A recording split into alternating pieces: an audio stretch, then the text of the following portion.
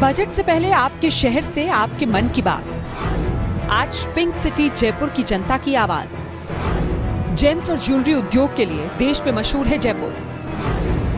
जयपुर में ही तराशे जाते हैं दुनिया के आधे कीमती पत्थर। जयपुरी रजाई भी है पूरे देश में मशहूर। बजट से जयपुर की जनता को क्या चाहिए? जयपुर से सुनिए वित्त मंत्री जी। नमस्कार, एबीपी न्यूज की खास पेशकश सुनिए वित्त मंत्री जी में आपका स्वागत है। मैं हूं मनीष शर्मा और इस वक्त हम हैं राजस्थान की राजधानी जयपुर में।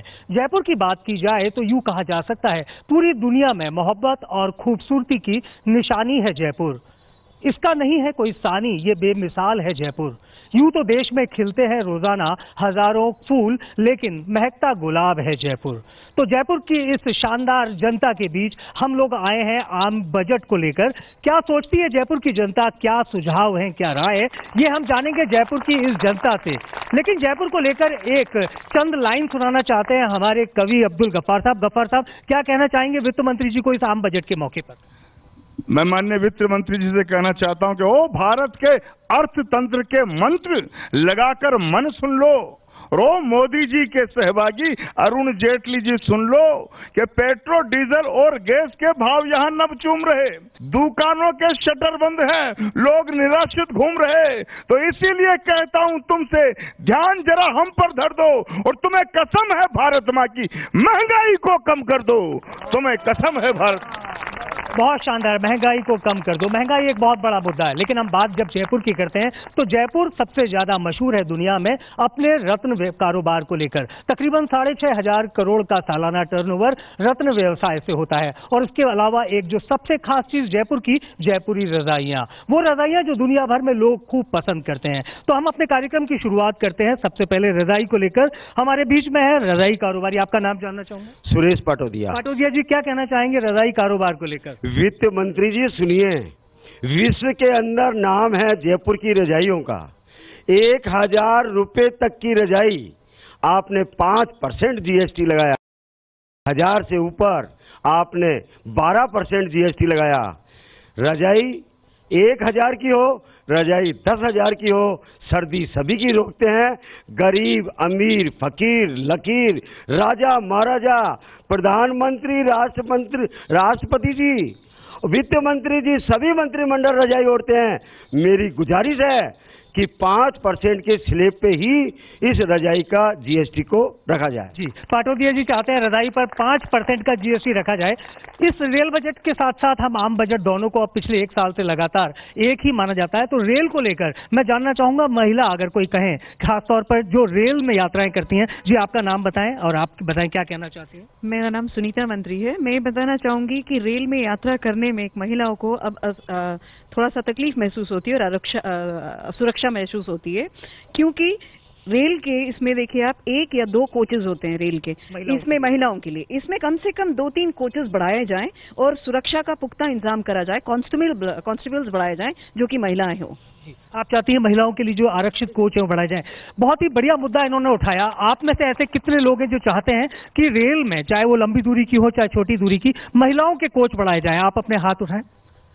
तो मैं समझता हूं वित्त मंत्री जी इस पर गौर करेंगे और महिलाओं के कोच की संख्या को लगातार बढ़ाएंगे। अब हम आते हैं आम बजट से जुड़ी कुछ चीजों को लेकर। आपको क्या लगता है आम बजट में क्या कुछ खास होना चाहिए? अपना परिचय दें। मेरा नाम है CA के आचार्य। आम बजट के अंदर जहां पर लोगों को कठोर कदमों की आशा है, उसके साथ साथ कुछ आसान भी उपाय होने चाहिए। सबसे ज़्यादा जरूरी है कि टैक्स के जो सबको टैक्स बेनिफिट चाहिए, तो टैक्स बेनिफिट को लाने के लिए सरकार को एक इनोवेटिव आइडिया लेके आना चाहिए कि यदि कोई व्यक्ति नया इन्वेस्टमेंट करता है, यदि कोई व्यक्ति नए प्रकार से पैसा लगाता है, तो उसको बिजनेस में टैक्स की छूट दी जाए, जो कि एम्प्लॉयमेंट को चाहते हैं जिनको जो नया बिजनेस इनिशिएट करते हैं उनको कोई रियायत मिले, जिससे कि टैक्स बेनिफिट उसी को मिले जो कि इकोनॉमी के अंदर कंट्रीब्यूट कर रहा है। और उस टैक्स बेनिफिट के बाद उसके साथ जो मैन्युफैक्चरिंग इंडस्ट्री बनेगी उसके अंदर लोगों को एम्प्लॉयमेंट मिलेगा। सरकार को पहले कभी इस तरीके का कोई प्रावधान रहा है? बिल्कुल सर, आज से 2-3 दशक पहले इन्वेस्टमेंट अलाउंस करके इनकम टैक्स में एक स्कीम थी, लोगों ने काफी इसको काम में लिया। 10-15 साल तक उनको स्टेप बाय स्टेप डिडक्शन मिला, उस डिडक्शन से दोनों कार्य हुए, टैक्स का बेनिफिट भी मिला और लोगों के अंदर एम्प्लॉयमेंट जनरेशन भी हुआ। इन्वेस्टमेंट अलाउंस की एक बात यहाँ से उठाई है उन्होंने, जो कई साल पहले लागू थी। जी, आपसे जानना चाहूंगा आप क्या कहना चाहेंगे? नाम बताएं, अपना परिचय दें। मेरा नाम संदीप गुप्ता है। मैं तो एक ही बात कहना चाहूंगा जेटली साहब से कि अभी रेल बजट आने वाला है, उसके अंदर बहुत सारी घोषणाएं होंगी, ऐसा होगा वैसा होगा। हम लोग भी चाहते हैं कि मोनोरेल चले, बुलेट ट्रेन चले, सब कुछ चले, लेकिन वित्त मंत्री जी इतना तो ध्यान दीजिए आप कि रेलों में जगह नहीं है, उसके अंदर 2-4 बोगी तो बढ़ा दीजिए, उसमें सुरक्षा का नाम नहीं है, क्वालिटी ऑफ फूड नहीं है। महिलाएं तो असुरक्षित थी पहले रेल में, अब तो आदमी भी सुरक्षित नहीं है। कोई भी संगठन अगर विरोध करना चाहता है तो सबसे पहला हथियार उसका ये होता है कि रेल रोको आंदोलन, और रेल को वो रोक देते हैं। कुछ लोग आते हैं, पटरियां उखाड़ जाते हैं, थोड़े बहुत आपका सुझाव दें। तो मैं यही कहना चाहता हूं कि इस बारे में आप कड़े कानून लाएं और सबसे पहले हमारी सुरक्षा का ध्यान रखें। वैसे रेल के अपने कायदे कानून है, लेकिन ये चाहते हैं कि कुछ कड़े कायदे कानून बन जाए। कुछ युवा भी हमारे बीच में, हम उनके पास जाते हैं। जी, आपका नाम बताएं, आप क्या कहना चाहेंगे? मैं आकांक्षा मेरा नाम है, और मैं सैनिटरी नैपकिन्स पे टैक्स हटाने की बात करूं, क्योंकि 12% टैक्स है उस पे, जो कि बहुत ही ज्यादा है। Sanitary pads? हाँ जी, बिल्कुल। और इसका जितना हम अवेयरनेस कर रहे हैं, जैसे विलेजेस तक, स्मॉल टाउन्स तक जाना चाहिए, इसका जितना रेट बढ़ेगा उतना लोगों का इसको लेने का वो कम हो जाएगा, तो इसका रेट बहुत कम होना चाहिए। आप चाहती हैं जीएसटी घटाया जाए सैनिटरी पैड्स पर? जी, इसके अलावा आपसे क्या उम्मीद करते हैं आप बजट को लेकर? सर, फिल्म जो इंस्टीट्यूट है वो एक ही है पूरे इंडिया में, तो जो लोकल टैलेंट होता है उनको मौका नहीं मिल पाता। तो मैं वित्त मंत्री से बोलना चाहूंगा कि सर, जो जितने भी ये फिल्म इंस्टीट्यूट है, जो एक ही है पुणे में, वो राजस्थान में भी खुले, जयपुर में भी खुले, क्योंकि जयपुर में बहुत टैलेंट है। स्थानीय जो लोग हैं, जो स्थानीय जो टैलेंट है वो बहुत है, उनको मौका मिले आगे।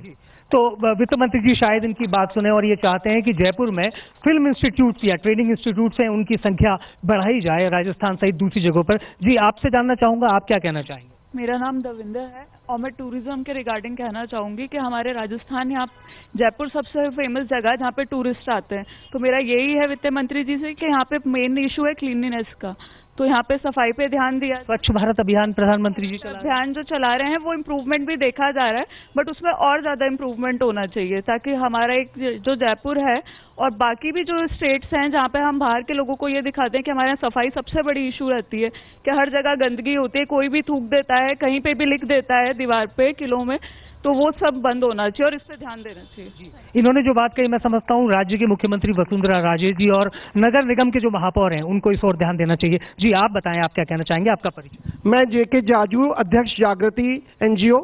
देखिए, मेरा सोच ये है कि स्वच्छ भारत और स्वस्थ भारत अभियान दोनों टोटल फेलियर होंगे अगर, हाँ जी, मैं प्रधानमंत्री और वित्त मंत्री दोनों को कहना चाह रहा हूँ, स्वच्छ भारत और स्वस्थ भारत अभियान टोटल फेलियर होंगे अगर हम एजुकेशन पे खर्च नहीं करेंगे।